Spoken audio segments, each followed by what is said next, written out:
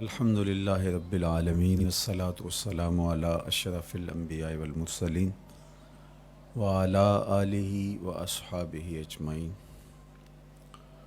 قال اللہ تعالی وتبارک فی القرآن المجید والفرقان الحمید فی شان حبیبہ مخبرا وعامرا ان اللہ وملائکتہ یصلون علی النبی یا ایہا الذین آمنوا صلوا علیہ وسلموا تسلیما۔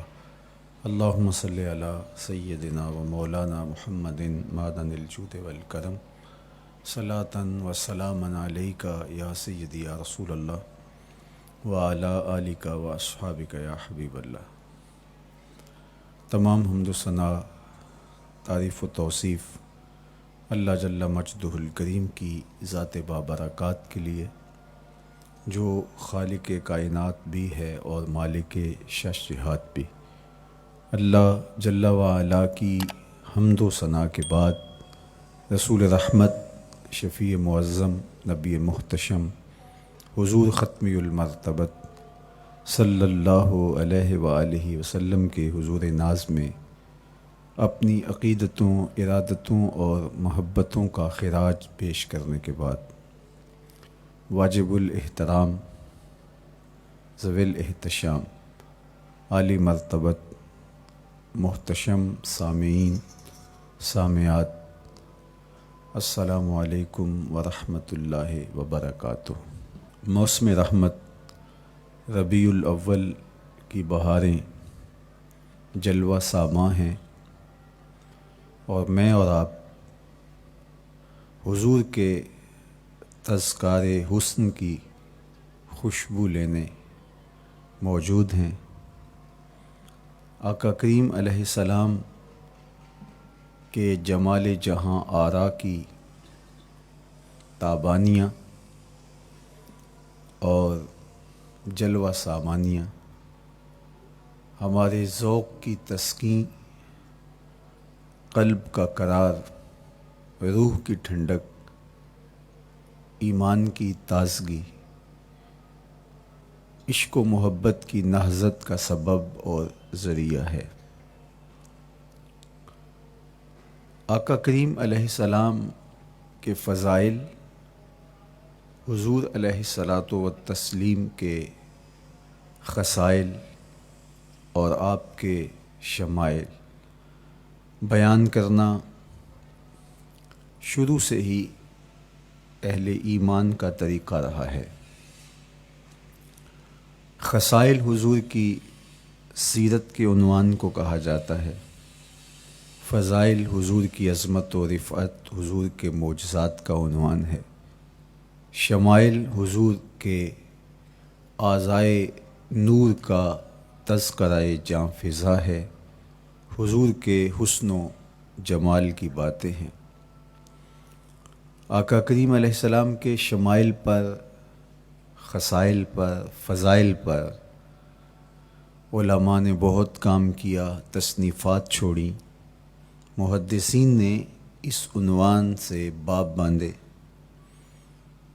قیامت تک آنے والی انسانیت کے لیے حضور کی سیرت، حضور کے کردار کے عنوانات کتب میں نقش ہیں۔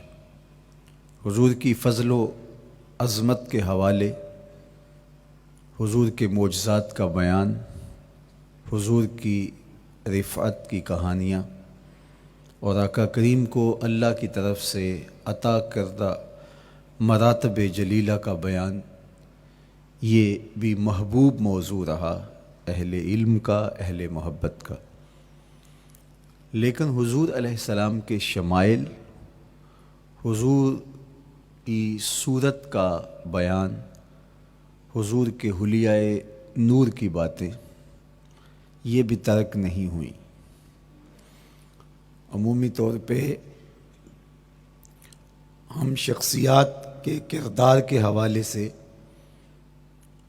ان کی عادات کے حوالے سے، ان کے خصائل کے حوالے سے، ان کی تعلیمات کے حوالے سے پڑھتے ہیں۔ ان کے شمائل کے حوالے سے اتنی زیادہ تفصیلات نہیں ہوتی، لیکن کائنات میں ذات رسالت مآب صلی اللہ علیہ وآلہ وسلم وہ ذات ستودہ صفات ہے جن کے شمائل کو اس تفصیل سے بیان کیا گیا کہ یہ بھی صحابہ نے بیان کیا کہ حضور کے سر انور اور مبارک داڑھی میں سفید بال کتنے تھے۔ آپ کو کسی کا اتنا محفوظ حلیہ نہیں ملے گا۔ حضور علیہ السلام کی زلفوں کے خم کیسے تھے، حضور کی رنگت سے لے کر کے حضور کے اعضائے بدنیہ کے توازن، حسن اور جمال کی کہانیاں آپ کتب احادیث میں، شمائل کی کتابوں میں بکھری ہوئی نظر آئیں گی۔ اور کیوں نہ ہو، جس کے حسن کے قصیدے میرے رب نے بھی بیان کیے ہیں۔ کبھی حضور کے چہرہ نور کا ذکر کرتے ہوئے والضحیٰ واللیل اذا سجا، کبھی حضور علیہ السلام کی مبارک زلفوں کا تذکرہ کرتے ہوئے حامیم، کبھی آقا کریم علیہ الصلاۃ والسلام کے مبارک ہاتھوں کا، کبھی دیگر اعضائے بدنیہ کا ذکر قرآن نے کیا۔ حضور کے سینہ اقدس کی کہانی قرآن نے بیان کی۔ حضور علیہ الصلاۃ والسلام کی مازاغ آنکھوں کا تذکرہ قرآن نے کیا، تو پھر یہ محبوب اور مرغوب موضوع کیوں نہ ہوتا۔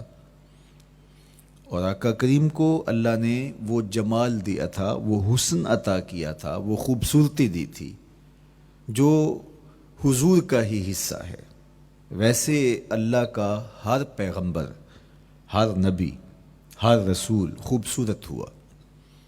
کوئی نبی ایسا نہیں ہے جو خوبصورت نہ ہوا ہو، یہ اللہ کا انتخاب ہے۔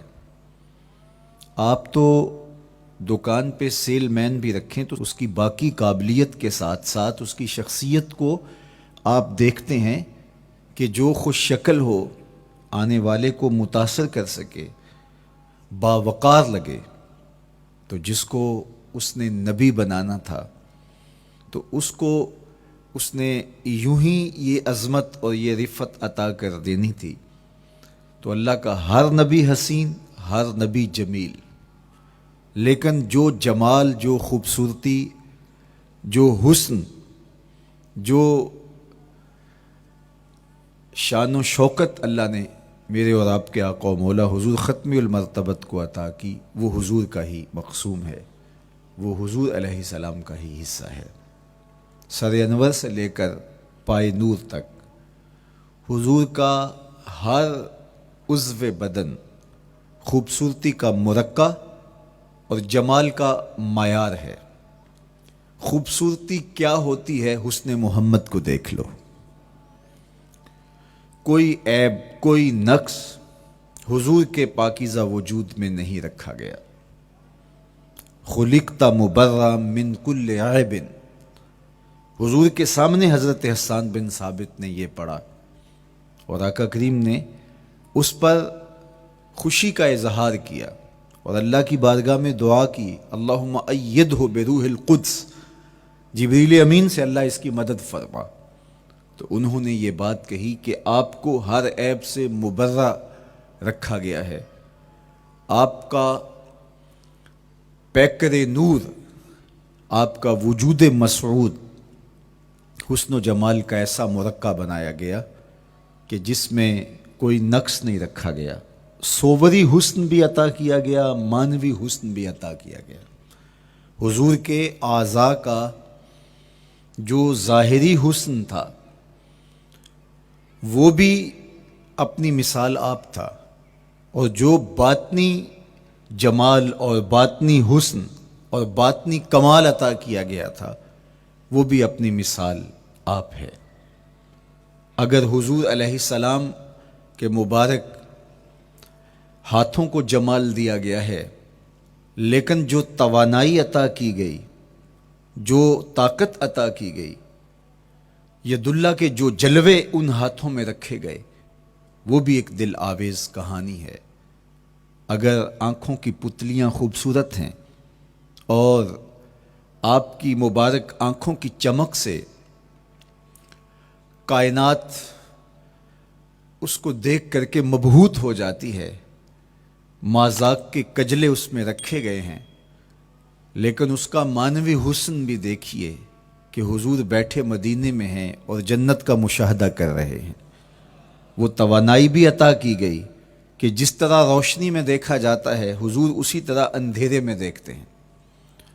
فرمایا صحابہ صفیں سیدھی رکھا کرو، مت سمجھو کہ میں صرف آگے دیکھتا ہوں، میں آگے بھی دیکھتا ہوں، میں پیچھے بھی دیکھتا ہوں، میں تمہارے رکوع بھی دیکھتا ہوں اور دلوں میں پیدا ہونے والے خشوع بھی دیکھتا ہوں۔ اقبال بولے اے فروغت صبح آثار و دہور، چشم تو بی نندائے ما فی الصدور۔ لوگوں کی نظریں تو سینے کے اوپر دیکھتی ہیں، اے آمنہ کے در یتیم تیری نظر تو سینے کے اندر چھپے راز بھی دیکھتی ہے۔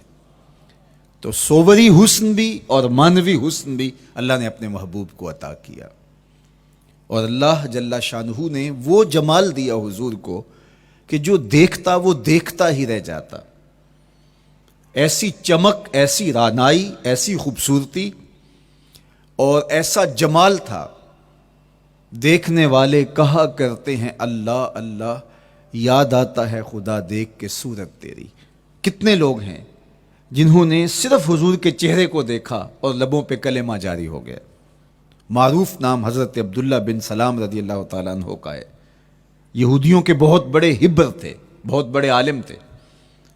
حضرت یوسف علیہ السلام کی اولاد سے تعلق تھا، اور اس معاشرت میں ایک وقار کی مسند پہ براجماں رہتے، لیکن جو ہی حضور علیہ السلام مکے سے ہجرت فرما کے مدینہ تشریف لائے تو یہ حضور کو دیکھنے آئے۔ با فضل الصدقہ اٹھا کر دیکھیے کہ ایک مناظرہ ترتیب دیا انہوں نے کہ ان سے یہ بات کروں گا، یہ سوال کروں گا، یہ اعتراض اٹھاؤں گا، لیکن جب حضور کی مجلس میں پہنچے اور آقا کریم علیہ السلام کے رخ زیبا کو دیکھا تو سارے سوال بھول گئے۔ رومی بولے اے لقائے تو جواب ہر سوال، حل شود ہر مشکلت بے کی لوکال۔ تیری ملاقات ہی تو سارے سوالوں کا جواب ہے، تیرا ایک بار دیکھ لینا ہی تو سارے مسئلے حل کر دیتا ہے۔ تو سوالات کا ایک ڈھیر اٹھائے لائے تھے، ایک گٹھڑی باندھ کے لائے تھے سر پہ رکھ کے، لیکن جو ہی حضور کو دیکھا تو وہ جو گٹھڑی باندھ کے لائے تھے اس کی گرہیں ڈھیلی ہونے لگی، پھر سوال تتلیوں کی طرح اڑنے لگے، اور حضور کو دیکھا تو کوئی سوال ہی باقی نہ رہا۔ اب آقا کریم نے فرمایا عبداللہ ابن سلام آؤ کدھر آئے ہو؟ یہ تو مناظرہ کرنے آئے تھے، سودا لینے کے لیے بازار گئے ہم، ہاتھ اس کے بکے جس کے خریدار گئے ہم۔ لیکن جب آقا کریم نے پوچھا کہ آؤ کدھر آئے ہو تو انہوں نے کہا حضور میں آپ کا غلام بننے آیا ہوں، تیری تک کے ادامہ میں مرید ہو گئے، حضور کے ہاتھ پہ بیعت اسلام کر لی۔ اب جن لوگوں نے عبداللہ ابن سلام کو تیار کر کے بھیجا تھا وہ امید میں تھے کہ تھوڑی دیر کے بعد ہم سنیں گے کہ انہوں نے سخت سوال کیے اور مسلمانوں کے نبی ان کا جواب نہیں دے پائے، لیکن جب ان کے کانوں تک یہ خبر پہنچی کہ عبداللہ بن سلام نے تو کوئی سوال ہی نہیں کیا بلکہ وہ محبوب کی نگاہوں کا شکار ہو گئے، اور انہوں نے دیکھتے ہی حضور پر تن من سب کچھ نچھاور کر دیا اور لبوں پہ کلمہ جاری ہو گیا، تو وہ صبر نہ کر سکے اور عبداللہ ابن سلام کے پاس پہنچے اور جا کے کہا کہ تو نے یہودیت کی ناک خاک آلود کر دی، تم نے کوئی سوال کیا ہوتا، انہوں نے جواب دیا ہوتا اور پھر تم نے مان لیا ہوتا تو ہم سمجھ جاتے کہ ایک عالم تھا، علمی پیاس بجھ گئی، مطمئن ہو گیا، لیکن یہ عجیب کہانی ہے، سنا ہے تم نے کوئی سوال بھی نہیں اٹھایا، انہوں نے جواب بھی نہیں دیا، بس تم نے ان کو دیکھا اور دیکھتے ہی تمہارے لبوں پہ کلمہ جاری ہو گیا، تو یہ کیا کہانی ہوئی؟ تو عبداللہ ابن سلام نے جو جواب دیا وہ آب زر کے ساتھ لکھنے کے قابل ہے۔ انہوں نے کہا کہ یہ بات میری سمجھ میں بھی نہیں آئی، جب میں اس آقا و مولا کی چوکھٹ پہ پہنچا اور میں ان سے سوال کرنے کے لیے لفظوں کو ابھی ترتیب ہی نہیں دیا تھا کہ میری نظر ان کے جمال جہاں آرا پہ پڑ گئی، اب عبداللہ بن سلام کے لفظ سنیے، فرماتے ہیں فلما تبینت وجہہ عرفت ان وجہہ لیس بوجہ کذاب، جب میں نے ان کے جمال جہاں آرا کو دیکھا، چہرہ نور کو دیکھا، رخ زیبا کی زیارت کی، تو میں نے پہچان لیا یہ چہرہ کسی جھوٹے کا ہو ہی نہیں سکتا ہے۔ دیکھنے والے کہا کرتے ہیں اللہ اللہ، یاد آتا ہے خدا دیکھ کے صورت تیری۔ اللہ نے صورت ہی ایسی بنائی، جمال ہی ایسا دیا، خوبصورتی ہی ایسی دی کہ جو حضور کو دیکھتے وہ دیکھتے ہی رہ جاتے۔ تو کتنے لوگ تھے کہ جنہوں نے محض حضور کو دیکھا، پھر اس کے بعد لب کھلے تو کلمہ ہی جاری ہوا۔ وہ خوبصورتی اور وہ جمال اللہ نے اپنے محبوب کو عطا کیا۔ آقا کریم علیہ الصلوۃ والسلام کا ایک ایک عضو بدن خوبصورتی کا مرقع تھا، بلکہ خوبصورتی کا معیار تھا۔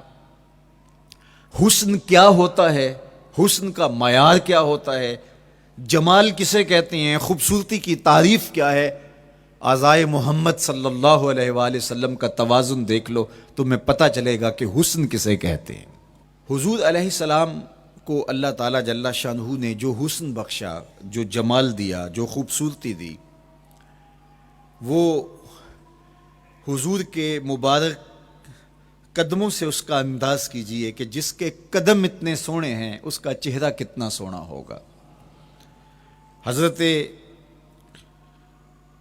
عبداللہ بن بریدہ رضی اللہ تعالی عنہ حضور کے مبارک قدموں کا ذکر کرتے ہوئے وصف جمال محمد کی کہانی چھیڑتے ہیں اور فرماتے ہیں کان رسول اللہ صلی اللہ علیہ وآلہ وسلم احسن البشر قدما، کہتے ہیں کہ کائنات میں جتنے سونے قدم میرے حضور کے تھے کسی کے تھے ہی نہیں۔ جو جمال اللہ نے حضور کے مبارک قدموں کو دیا تھا، اللہ اکبر، وہ کسی اور کا مقسوم نہیں تھا۔ خوبصورت قدم۔ اور حضرت انس رضی اللہ تعالیٰ عنہ، حضرت ابو ہریرہ رضی اللہ تعالیٰ عنہ، اور حضور کے وصاف ہیں حضرت ہند بن ابی حالہ رضی اللہ تعالیٰ عنہ، یہ حضور کا حلیہ بیان کرتے ہیں۔ حضرت امام حسن بن علی رضی اللہ تعالیٰ عنہ نے حضرت ہند بن ابی حالہ کو ایک دن کہا کہ مجھے اپنے آقا و مولا کا حلیہ بتاؤ، تو انہوں نے حضور کا حلیہ بیان کیا۔ یہ حضور کے وصاف ہیں، چونکہ انہوں نے حضور علیہ السلام کو بہت قریب سے دیکھا اور آقا کریم علیہ السلام کی زیارت سے مالا مال ہوئے۔ ویسے حضرت امام حسن نے بھی تو حضور کو دیکھا تھا، اور بھی اصحاب نے حضور کو دیکھا تھا۔ یہاں یہ بات دلچسپی سے خالی نہیں ہے کہ صحابی ہی تب بنتا ہے جب وہ حضور کو بنظر ایمان دیکھے، لیکن صحابہ ایک دوسرے سے پوچھتے تھے کہ بتاؤ حضور کیسے تھے؟ میاں تم نے نہیں دیکھا؟ تو وہ کہتے تھے دیکھ کر بھی نہیں دیکھا۔ صرف چند لوگ ہیں جو حضور کا حلیہ بیان کرتے ہیں، اس کی کیا وجہ؟ تو علماء نے لکھا کہ حضور کے چہرے پہ جلووں کی تابش ایسی تھی اور حضور کا جمال ایسا تھا اور اس کی چمک ایسی تھی کہ کسی میں ہمت ہی نہیں تھی کہ وہ جی بھر کے دیکھ سکے۔ تو بعد میں ایک دوسرے سے پوچھتے تھے بتاؤ تم نے دیکھا تو حضور کیسے تھے؟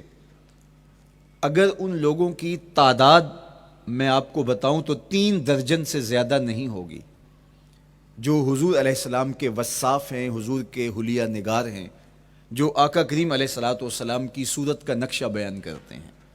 دیکھا 1,24,000 اصحاب نے ہے، لیکن جو وصف بیان کرتے ہیں، شمائل رسول کو بیان کرتے ہیں، ان کی تعداد 3 درجن سے زیادہ نہیں ہے۔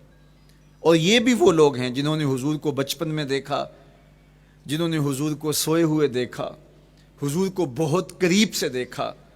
حضور علیہ الصلوۃ والسلام کے پاس ان کا آنا جانا بہت زیادہ تھا، اس طرح انہوں نے حضور علیہ السلام کو دیکھا۔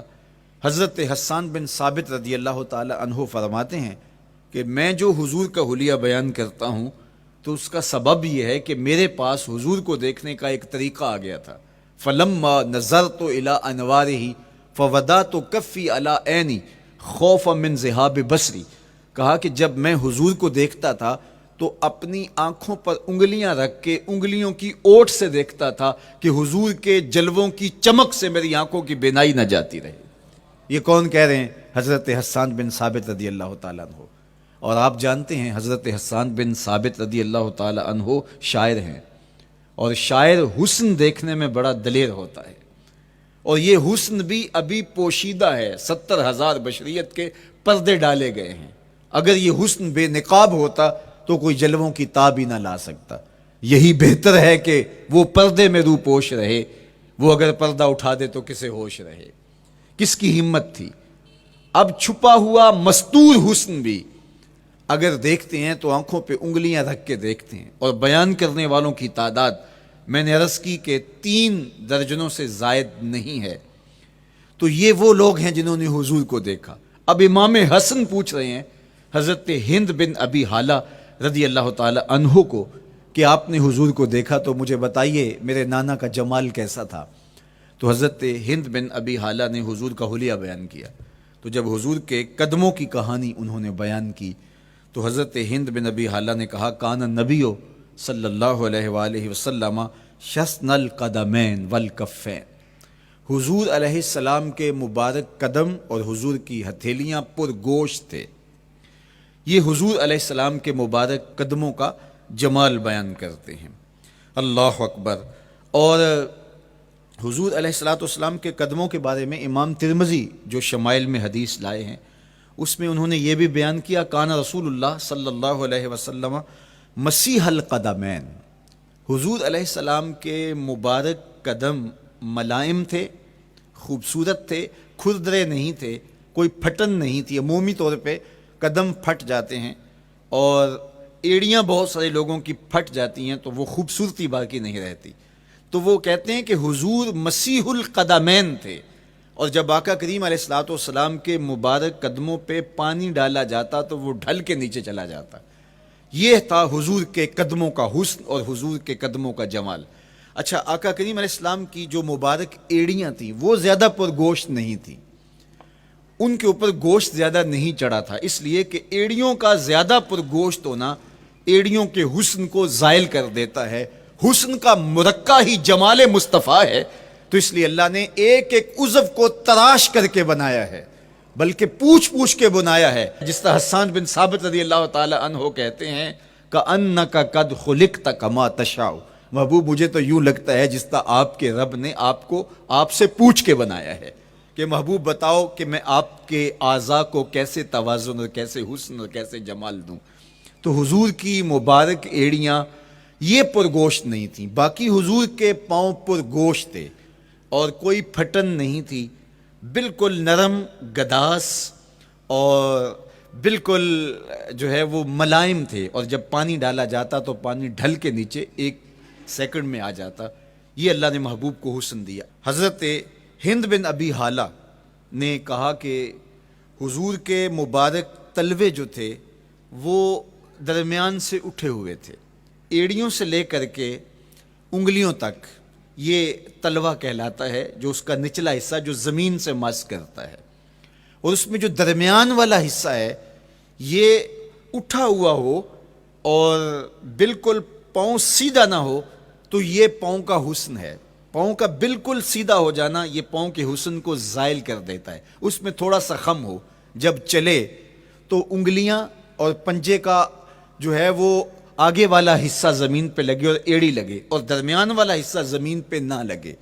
تو یہ حسن ہوتا ہے کسی کے پاؤں کے تلوے کا.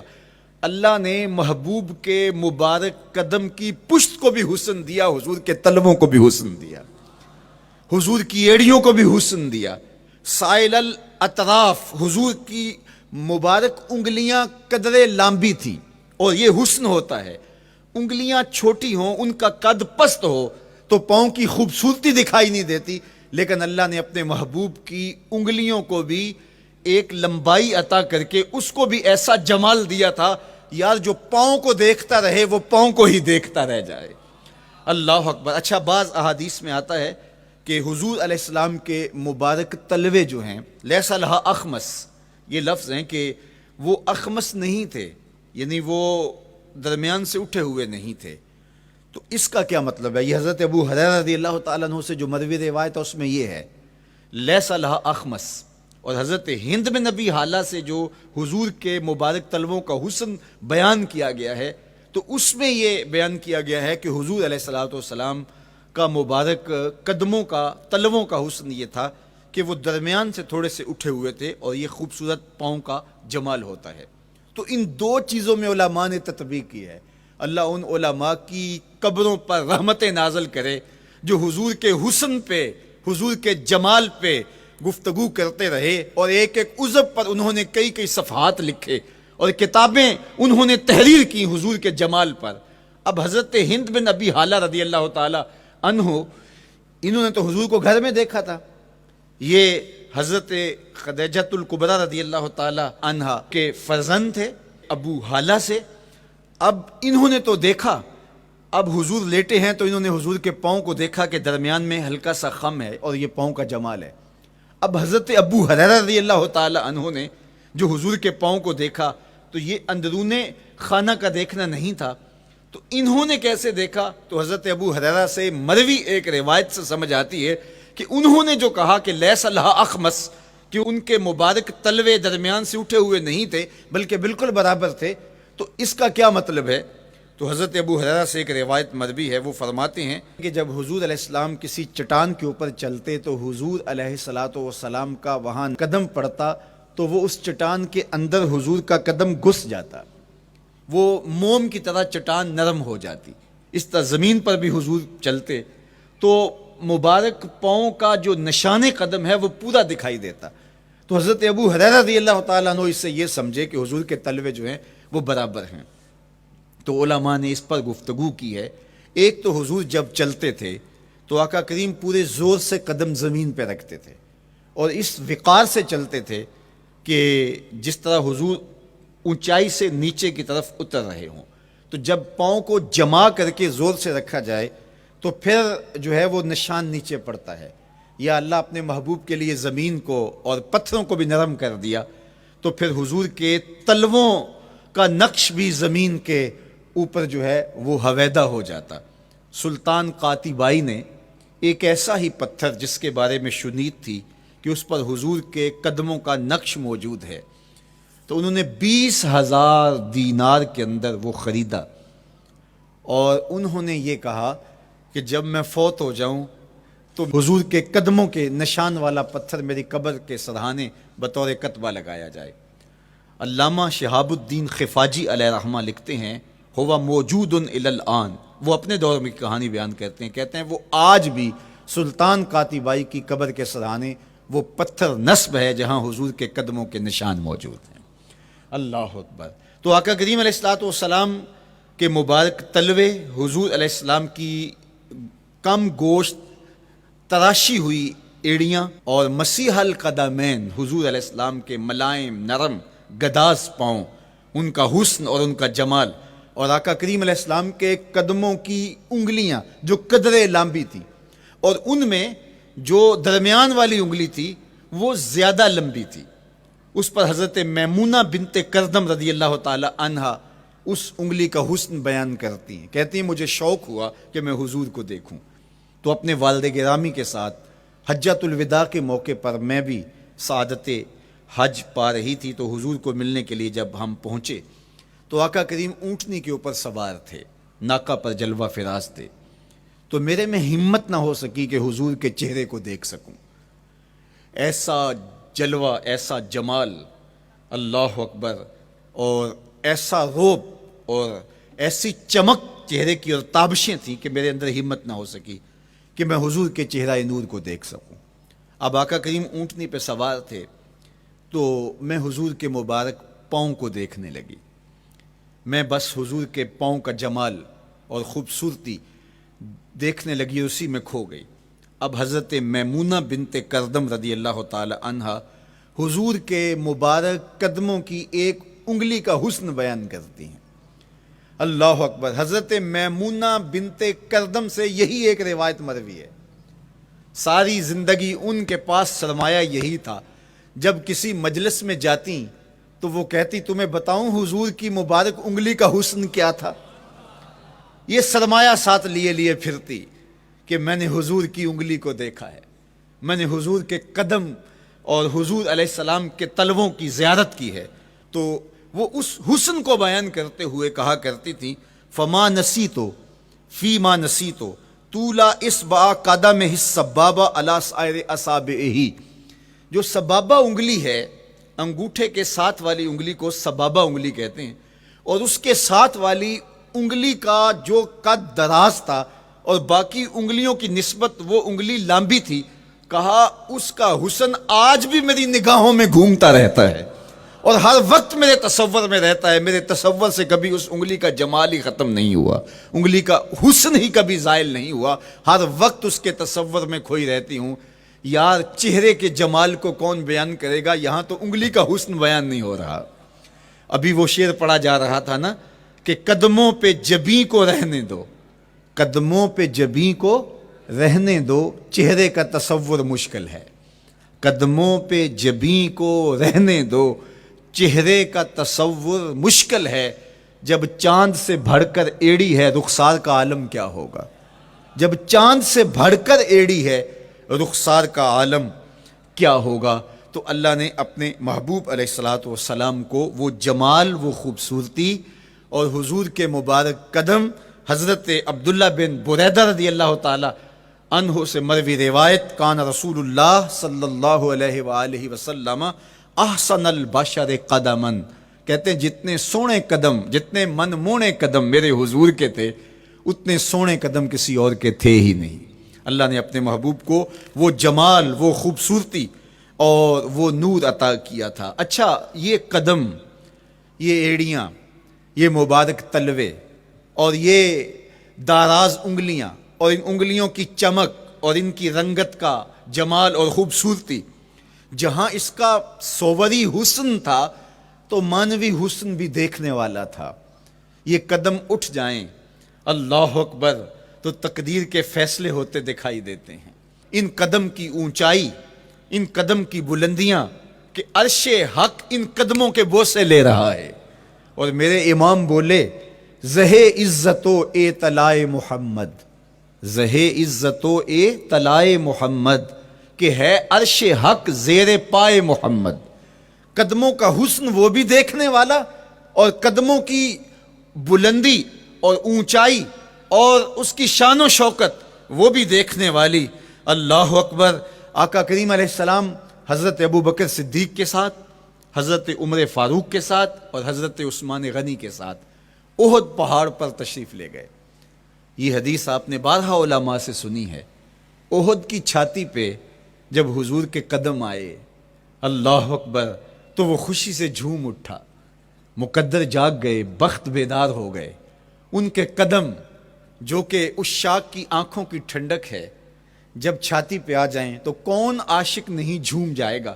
یہ تو حضور کے قدموں کے حسن کو بیان کیا جا رہا ہے.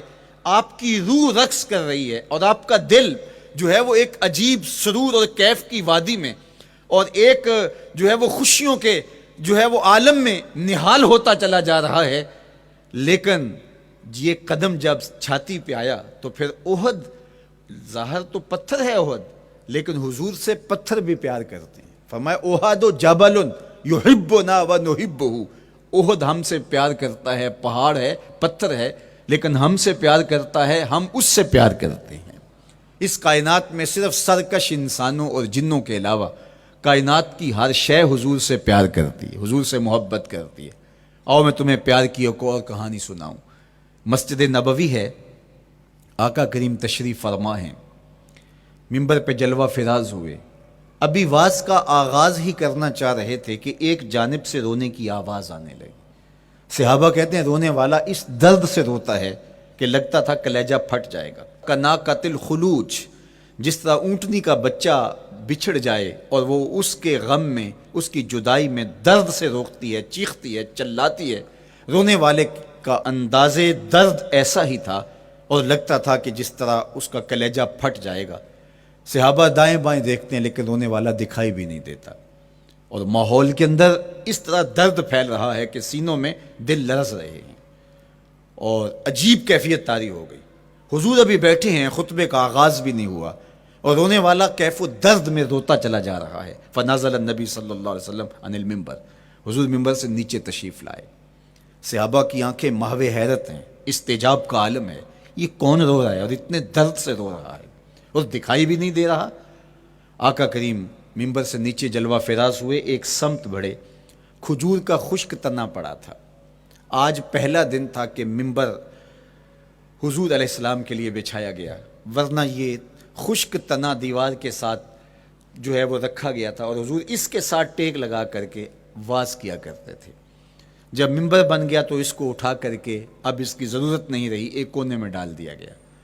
اب جو ہی حضور ممبر پہ تشریف فرما ہوئے تو اس خشک تنے کا کلیجہ لرز اٹھا اور وہ ایسے روتا تھا جس طرح اونٹنی کا بچہ بچھڑ جائے اور وہ روتی ہے، اس طرح وہ خشک تنا رو رہا تھا۔ اس تنے ہنانا در ہجر رسول زارمی نالت چو ارباب عقول، جس طرح عقل والے، جس طرح جو ہے وہ فہم و ادراک رکھنے والے لوگ روتے ہیں درد سے، وہ رو رہا تھا۔ آقا کریم علیہ السلام اس کے پاس گئے اور اس کو اپنی آغوش میں سمیٹ لیا۔ بچھڑا ہوا بچہ جب اپنی ماں کو ملے تو اس کی ہچکیاں بن جاتی ہیں، اس کی گھگھی بن جاتی ہے، تو یہی کیفیت اس کی ہو گئی۔ اور آقا کریم اپنا دستے رحمت اس کے اوپر پھیرتے چلے جاتے ہیں، بتدریج اس کی سسکیاں، اس کے رونے کی آواز کم ہوتی چلی جا رہی ہے۔ آہستہ آہستہ وہ خاموش ہو گیا۔ حضور پھر دوبارہ تشریف لائے اور ممبر پہ خطبہ دینے سے قبل صحابہ کی آنکھوں میں استجاب کا عالم دیکھا، حیرت کی فراوانی دیکھی۔ فرمایا کہ تم جو سوال کرنا چاہ رہے ہو، جو تمہاری آنکھوں میں پوشیدہ سوال ہے، میں اس کو اچھی طرح جانتا ہوں۔ لو لم افعل ہاکذا لحن الی یوم القیامہ، اگر میں ممبر سے اتر کے اپنے عاشق زار کو یوں تسلی نہ دیتا، یہ قیامت تک یوں ہی روتا ہی رہتا۔ حضرت محمد بن سیرین رضی اللہ تعالیٰ عنہ کہا کرتے تھے کہ حضور کی محبت میں ایک خشک تنا بھی زار و زار روئے تو جس کے سینے کے اندر محبت بھرا دل ہے تو وہ حضور کے عشق میں آنسو کیوں نہیں بہائے گا؟ حضور کی یاد میں اس کی آنکھیں آنسوں کا خراج کیوں نہیں دیں گی؟ تو وہ خشک تنا حضور کی محبت میں رو رہا ہے۔ اب ہے یہ پتھر، لیکن میرے حضور فرماتے ہیں کہ یہ پہاڑ مجھ سے پیار کرتا ہے اور میں اس سے پیار کرتا ہوں۔ اب حضور اپنے اس محب کے گھر تشریف لے گئے اور اس کی چھاتی پہ قدم رکھا تو وہ خوشی سے جھوم اٹھا۔ فضاربا برجلہ، اپنا مبارک پاؤں زور سے مارا۔ فقال اسبت احد فانما علیک نبی و صدیق و شہیدان، فرمایا احد ٹھہر جا، تیرے اوپر اللہ کا ایک نبی ہے، ایک صدیق اور 2 شہید ہیں۔ تو حضور کی مبارک ایڑی کے لگنے کی دیر تھی، حضور کے قدم کی ضرب کی دیر تھی کہ اس کا زلزلہ تھم گیا۔ میرے امام بولے ایک ٹھوکر سے احد کا زلزلہ جاتا رہا، ایک ٹھوکر سے احد کا زلزلہ جاتا رہا، رکھتی ہیں کتنا وقار اللہ اکبر ایڑیاں۔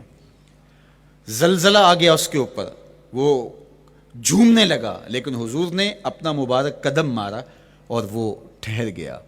اللہ اکبر۔ تو یہ پہاڑ آج بھی اس شاخ جب شہر مدینہ میں حاضر ہوتے ہیں تو وہ احد پہ تو ضرور جاتے ہیں، حضرت امیر حمزہ کے مزار پہ حاضری دینے کے لیے اور اس جبل احد کو دیکھنے کے لیے۔ اور یقین جانیے گا جبل احد کو جب ہم دیکھتے ہیں تو عجیب کیفیات میں ڈوب جاتے ہیں۔ میں تو وہاں دوستوں کو کہا کرتا ہوں کہ آج پورا مدینہ بدل گیا ہے، یعنی اس کی وہ صورت، وہ کچے مکان، وہ گھروندے، وہ گھر، وہ کوچہ و بازار، وہ کچی سڑکیں، وہ ماحول آج وہ آپ کو نظر نہیں آ رہا۔ جہاں کچے مکان تھے جن کے اوپر چھت کھجور کے پتوں کی پڑی تھی، وہاں عالی نصب پلازے آپ کو نظر آتے ہیں، فلک بوس آپ کو ہوٹل نظر آتے ہیں۔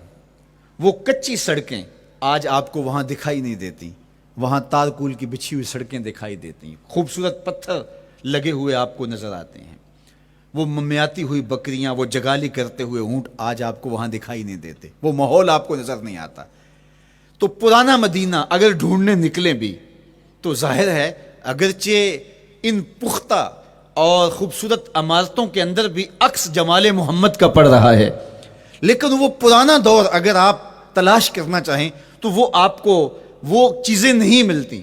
لیکن جب آپ احد پہ جاتے ہیں تو میں دوستوں کو کہتا ہوں اس احد کو جی بھر کے دیکھ لو, اس پہ ڈائریکٹ میرے حضور کی نظریں پڑی ہوئی ہیں.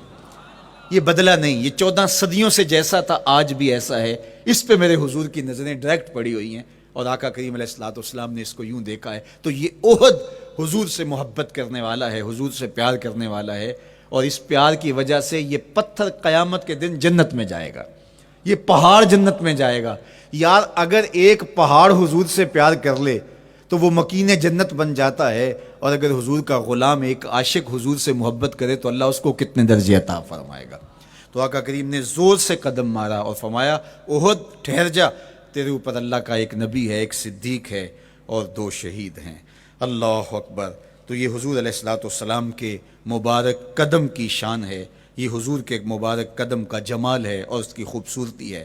غزوہ ذات الرقاع کے اندر حضرت جابر کا اونٹ چلتے چلتے تھک گیا, سفر لمبا تھا اور اونٹ کمزور تھا, تو چلتے چلتے اس کو تھکن ہو گئی. اب وہ قافلے سے پیچھے رہتا چلا جاتا ہے, تو اس نے حضور کی خدمت میں عرض کی, یا رسول اللہ یہ اونٹ تھک گیا ہے اور میں قافلے کے ساتھ چل نہیں پا رہا.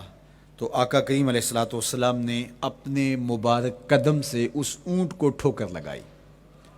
فَنَشَطَ حَتَّى كَانَ مَا يَمْلِكُ زَمَامَهُ. حضرت جابر کہتے ہیں اس کی لگام سنبھالی نہیں جاتی تھی, اتنا تیز چلتا تھا. یار جس کے قدموں کی ٹھوکر سے یہ توانائی آ جائے, اس کے ہاتھوں کی توانائی کا عالم کیا ہوگا.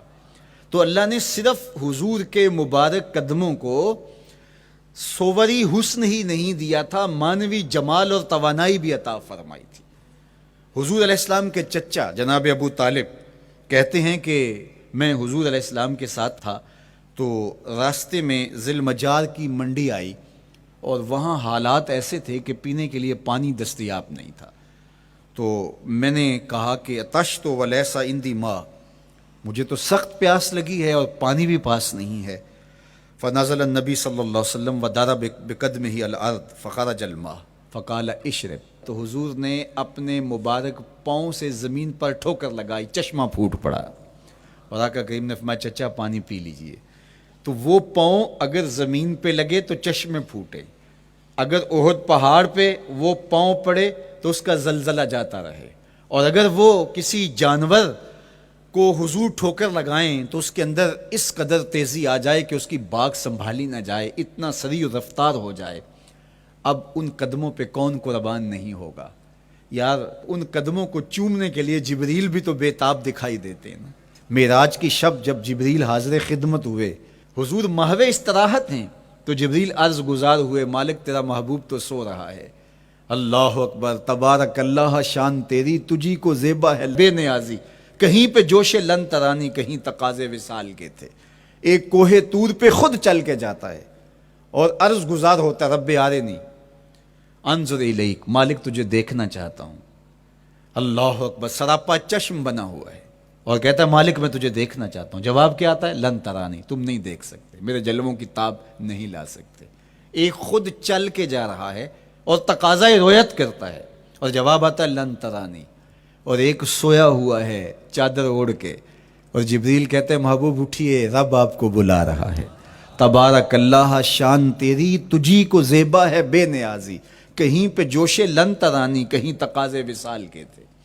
تو جبریل حاضر خدمت ہوئے, حضور استراحت میں ہیں, تو آواز آئی یا جبریل قبل قدم ہے, میرے محبوب کے قدموں کو چوم لے. اب جبریل حضور علیہ السلام کے قدموں کو بوسے دے رہے ہیں. کسی نے جبریل سے تصور کے عالم میں پوچھا, حضور کے قدم چومے, حضور کے تلووں کو بوسے دیے, بتا کیفیت کیا ملی؟ تو بولے نہ جنت کی کلیوں میں دیکھا, مزہ جو محمد کی تلیوں میں دیکھا. وہ سرور وہاں جو نصیب ہوا.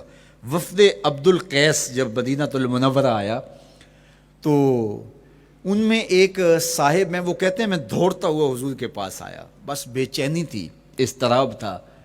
جب آپ مدینہ المنورہ میں جاتے ہیں تو آپ کو جا کے گاڑی اتارتی ہے اور آپ ہوٹل میں سامان رکھتے ہیں, تو پھر کتنی جلدی ہوتی ہے کہ جلدی سے غسل کریں اور جلدی سے نیا لباس پہنیں اور جا کے ہرے گنبد کو دیکھیں, حضور کی مبارک مسجد کی زیارت کریں, ان کوچہ و بازار میں جائیں جہاں حضور کے مبارک قدم لگے تھے۔ اللہ اکبر۔ تو اب یہ وفد عبد القیس جب آیا تو ان میں ایک صحابی حضرت زرع رضی اللہ تعالیٰ عنہ فرماتے ہیں کہ میں پھر تیزی کے ساتھ گیا اور پھر ہم جا کے حضور کے ہاتھ بھی چومنے لگے، حضور کے قدم بھی چومنے لگے۔ یہ سعادت مند قدم جن کے بوسے صحابہ دیتے ہیں، کبھی جبریل کے بوسہ گاہ بنتے ہیں، کبھی احد پہاڑ کی چھاتی ان قدموں کو چومتی ہے۔ یہی قدم ایک موقع ایسا آتا ہے یاد خدا میں، اللہ کے شکرانے میں، نماز میں لمبے قیام میں سوج جاتے ہیں، اور میرا مالک کہتا ہے اے چادر اوڑھنے والے، ساری رات جاگا نہ کر، کبھی سو بھی لیا کر۔ اللہ اکبر۔ تو یہ حضور علیہ السلام کے مبارک قدموں کا جمال اور مبارک قدموں کا حسن اور خوبصورتی ہے۔ اللہ نے اپنے محبوب علیہ السلام کے مبارک قدموں کو صوری اور معنوی حسن سے نوازا، اور یہ حسن حضور کے مبارک قدموں کا ہے۔ پھر جس کے قدم اتنے سونے ہیں اس کا چہرہ کتنا حسین ہوگا۔ ایک سوال اٹھ سکتا ہے کہ حضور کے حسن کو بیان کرنے کا مقصود کیا ہے؟ تو صاحب، کسی کے حسن کو بیان کرنے کا مقصود یہی ہوتا ہے کہ اس سے پیار اور محبت کا ربط قائم ہو، اور اگر قائم ہے تو مضبوط ہو۔ ہم حضور علیہ السلام کے حسن کو بیان اسی لیے کرتے ہیں، اور محدثین نے اس پر باقاعدہ کتابیں اسی لیے لکھی اور کتب حدیث میں باقاعدہ شمائل رسول پہ باب اسی لیے باندھے تاکہ لوگوں کے سینے میں حضور کی محبت کی جوت لگے، اور وہ جو شعلہ جوالہ ان کے سینے میں حب رسول کا ہے وہ اور بھڑک اٹھے، اور بندہ جس سے محبت کرتا ہے پھر اس کی اطاعت بھی کرنے لگ جاتا ہے۔ تو جو محبوب اتنا سونا ہے، اتنا جمال آفریں ہے، اور جس کے قدم اتنے سونے ہیں، پھر اس کے نقش قدم کو کیوں نہ تھام لیں، اس کے نقوش پا کو خض راہ کیوں نہ بنا لیں، پھر ان کے اٹھنے والے قدموں پر اپنی زندگی کیوں نچھاور نہ کر دیں۔ اگر سر پہ رکھنے کو مل جائے نقش نال حضور تو کہیں کہ ہاں تاجدار ہم بھی ہیں۔ یعنی وہ قدم تو قدم رہا، اس قدم کی رعنائیاں، اس کی خوبصورتیاں، اس کا جمال اور اس کا حسن تو حسن رہا۔ جہاں وہ مبارک قدم لگا، جہاں وہ نقش لگا، اگر وہ نقش بھی سر پہ رکھنے کو مل جائے تو کہا کہ اگر سر پہ رکھنے کو مل جائے نقش نال حضور، حضور علیہ السلام کا قدم تو جزو بدن رسول ہے۔ حضور علیہ السلام کے مبارک قدموں میں وہ جو نالین تھی، اس نالین کا بھی نقش وہ اگر سر پہ رکھنے کو مل جائے تو ہم زمانے کے تاجدار کہلائیں گے، اور جن کے سر پہ حضور کا قدم آ جائے ان کا مرتبہ کیا ہوگا۔ تو یہاں اس نقش کو بھی دیکھیے، حضور کے مبارک قدموں میں جو نالین آیا اس کو نالین شریف کہتے ہیں۔ اس نال کو نال شریف یا ان نالین کو نالین شریف کہا جاتا ہے، اس لیے کہ وہ حضور کے مبارک جسم سے جڑ گئے، حضور سے ان کا ربط پیدا ہو گیا، وہ جزو بدن رسول نہیں ہیں، تو اس کا یہ مرتبہ ہے۔ تو پھر حضور علیہ السلام کی شان اور حضور کی عظمت کیا ہوگی، اللہ اکبر۔ بلکہ حضور علیہ السلام کے نالین جہاں رکھے جائیں، وہ کسی نے کہا نا کہ ذرے اس خاک کے تابندہ ستارے ہوں گے، ذرے اس خاک کے تابندہ ستارے ہوں گے جس جگہ آپ نے نالین اتارے ہوں گے۔ وہ جگہ جہاں حضور کے قدم نہیں، حضور کے قدموں سے مس ہوئے ہوئے نالین رکھے جائیں، وہاں جو ذرے اس نالین کے تلووں کو چومتے ہیں وہ بھی آسمان کے ستاروں سے اس شاخ کو حسین دکھائی دیتے ہیں، وہ بھی زیادہ چمکدار دکھائی دیتے ہیں، اور اس شاخ کی آنکھوں کا سرما اور ان کے دل کا قرار اور روح کی ٹھنڈک قرار پاتے ہیں۔